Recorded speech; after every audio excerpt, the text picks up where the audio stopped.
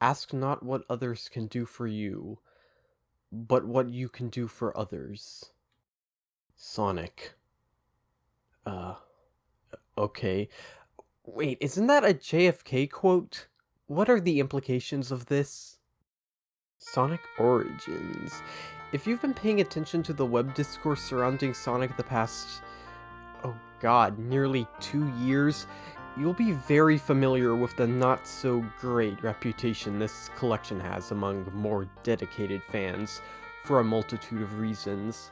I wasn't ever planning on talking about this game, because of general disinterest, but as you can tell, things have changed, and I've got plenty of stuff to discuss now. There's a good reason why I didn't call this video Sonic Organ Failure. Perhaps you could even call it a Sonic Organ Success. So, as a collection of these old games and more, similarly to Sonic Jam and Mega Collection, what features does Origins bring to the table? How does it compare to past collections, and perhaps, what exactly is its identity? Beyond simply being a way to play these games. I swear I'll try to keep this from getting too abstract, but you know how it is sometimes. Right off the bat, from the title screen, you can already see one of the things Origins is taking inspiration from, that being Sonic Jam, for the Sega Saturn to be clear. A new remix of the track that played in Sonic World is used for the main menu here. Honestly, I wasn't that much of a fan of it at first because it takes like 20 seconds for it to really kick in, which is more time than what most people will probably spend in this menu. Even if I would have preferred a more chill arrangement, this is still pretty great in my book. Funnily enough, this isn't the first time that track got remixed for one of these collection games. If you recall, Sonic Classic Collection for the DS, in all of its scrunched up glory. Another thing I really like here is the menu's aesthetic. The usage of red and yellow are effective at making important elements stick out, with duller blues laid out against the ocean and sky for the button thingies. Basic UI design shit, I'm aware. It just looks pretty nice. Though I wish it could have been more extravagant, closer to the Japanese box art for the games, but I get the necessary concession of making it readable to the human eyes. Each section of the menu is represented by an island, so as expected that means South Island for Sonic 1, West Side Island for Sonic 2, etc. But for Mission, the island shown is that one weird thing from Sonic Spinball's intro, everyone's favorite cartridge they have lying around in attics somewhere. Don't lie, I know you do too. Sonic paddling around in an oil drum on occasion is a nice touch. And in Museum, don't mind the grammar, there's Flicky Island from 3D Blast, including the titular Freaks flying around. I really dig the island's diorama-inspired look, with the intense specular highlights present on the grass and stone. Some might find it a bit too toy-like, but personally I think the style's got a nice distinctive look to it. Also, the toy-like look might be the intention, so whatever. It would have been cool if there was something equivalent to Sonic World from Jam, getting to directly move around on the islands as Sonic, with menu options contextualized as tangible places you can visit, and perhaps even secrets to find. But to be fair, literally no other Sonic collection had anything like that, though it still could have been an interesting alternate way to check out stuff in Origins. So alright, that's cool and all, but what about the museum? I wonder what music's gonna play here.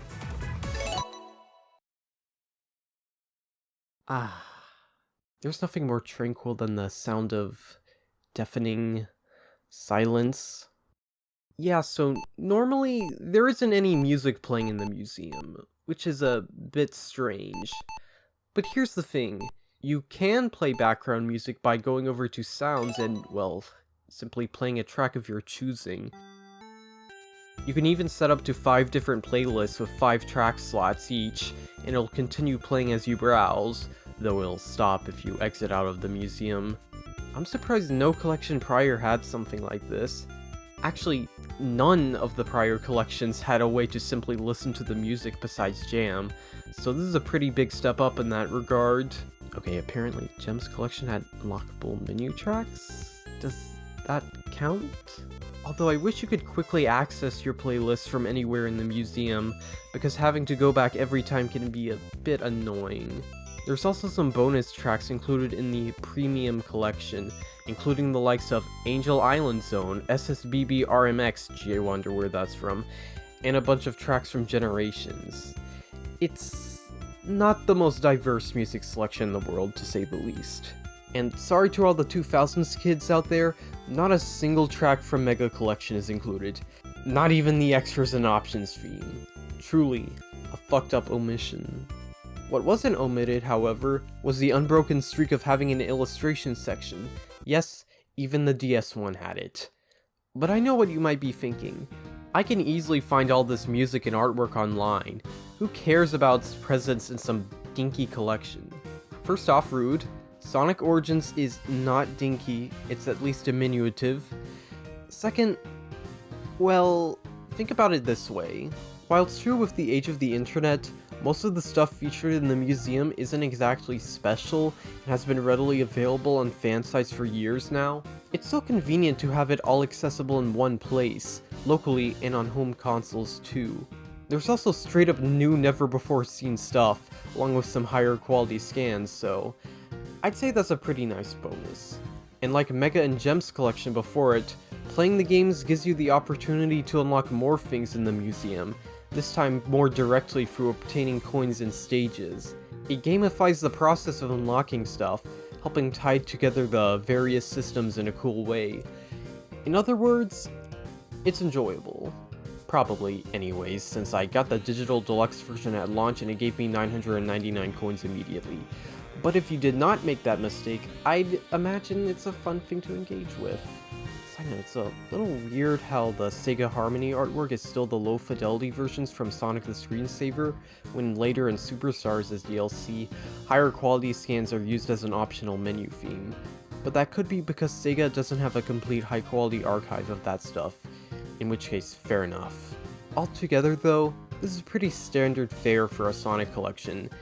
Maybe a bit above said standard, but regardless, still pretty par for the course.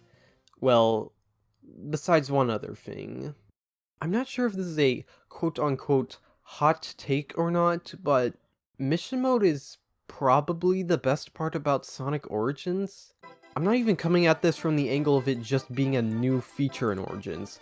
Straight up, the missions in Sonic Origins are legitimately really fun and well designed, whatever the hell that means. I'm not a game designer, I'm a game player. The Sonic 1 missions are the most fun I've had playing that game, and I'm not fucking kidding. Ring Rush takes Marble Zone Act 1, removes some of the Pacebreaker stuff, adds in a bunch of rings, and reframes it around getting to the end with 100 rings while staying invincible. The newly added invincibility monitors not only make speeding through a possibility, but more importantly, even a bit exhilarating. If you move at the right pace, you won't even have to wait for the oscillating platforms and crushing traps. You can simply proceed through. And to be clear, that was also the case in the original, but it's further emphasized here by how much more freedom you have. It's certainly not a definitive version of the stage on conceit of its gimmicks, but it's still an incredibly interesting take on it. Dare I say, replayable as well. The other missions follow in a similar vein, albeit usually being small portions of stages rather than the entire thing nearly. Whether the goal is linear or more open-ended, the missions always find some way to uniquely transform the levels they're based on in a cool way. Time Battle 2 uses a portion of Collision Chaos 2 to create an arena of Kamakamas, requiring you to defeat 30 of them in under 3 minutes. The original terrain enabling all sorts of interesting physics interactions you can use to your advantage, while newly added stage objects like the gray blocks and flippers reshape the level layout to make it more distinct, as well as further leaning into said physics interactions. It's a damn near full-on playground for Sonic's movement, honestly. Also, shoutouts to Slippery Swim for making diving into the oil to go beneath walls a core part of the level design. Seeing that strange, janky tech acknowledged in this manner makes me so happy. Seriously. There's also a few missions where you get to play as Tails or Knuckles, with the challenges deliberately built around their moveset in mind, presenting a type of level design you rarely ever see in these games, while also being really fun. Extreme Duck and Dive is one example, where you need to fly to the top while dodging all sorts of oh my god, please marry me. There's a whole wide range of missions, from platforming, the good kind, the more traditional, speedy gameplay we're all familiar with, and whatever else in between and out and about, providing bite-sized experiences that are all a real ass peel out.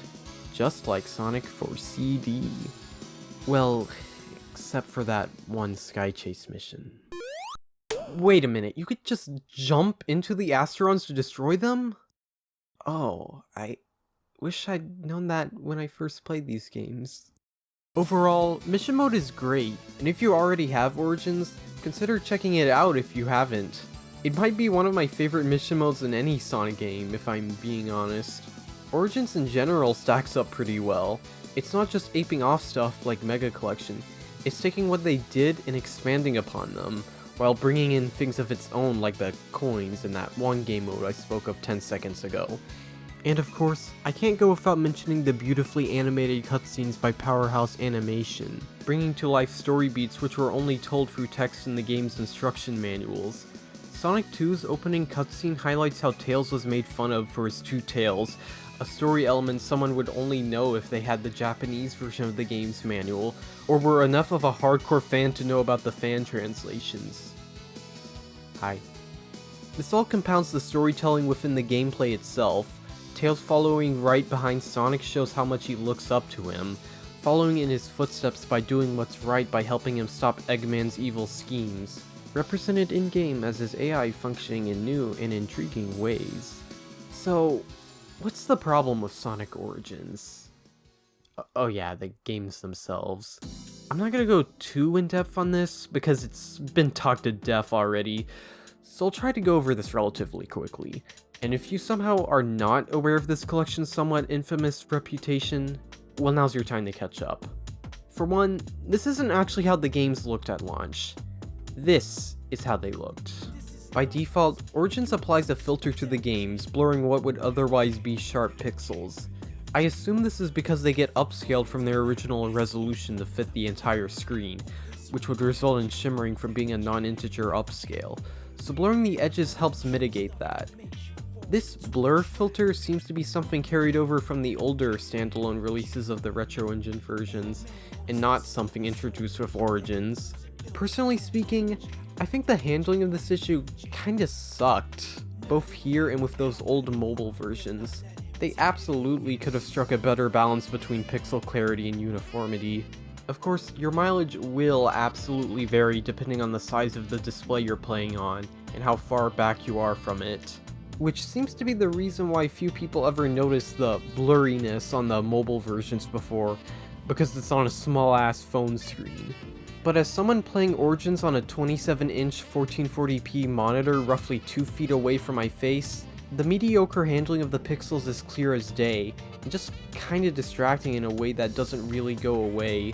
I know Nintendo Switch Online's retro emulation isn't the most well-regarded thing, but I think their way of handling the balance of clarity for non-integer upscaling is great.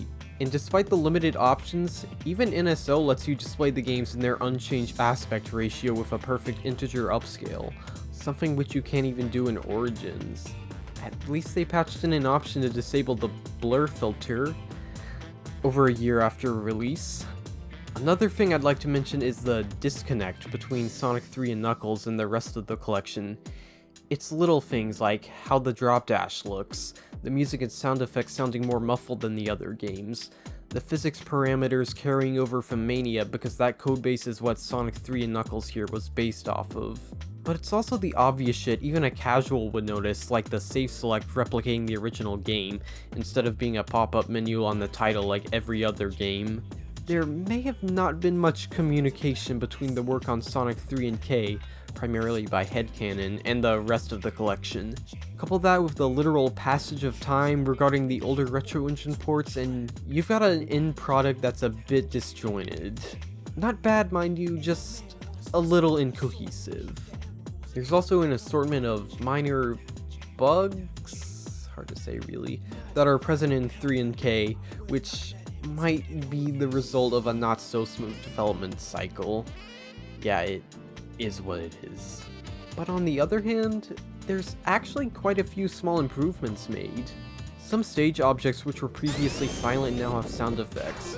The unused animation of Eggman flying away at the end of Launch Space Zone is restored, and afterwards there's even a brand new in-game cutscene based off Sonic and Knuckles' title sequence, which is super sick to see.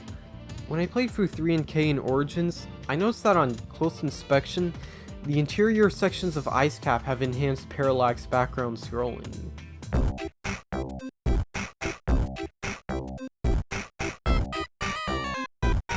Very cool. Pun entirely intended. And across all the games, something I really love is how there's not only per act saving, but motherfucking per checkpoint saving. You can reach a checkpoint, quit out, and do something else, and then come right back to where you were in the stage. Of course, if you play through the games in a single session, this won't really matter to you. But I really can't understate how big of an improvement this is for some people out there. Also, this is technically the first time Sonic 1, 2, CD, and 3 and K have all been playable in one place officially. No, not even in Mega Collection somehow. Oh, I guess I should bring up Origins Plus 2. This time, only about 8 months after release.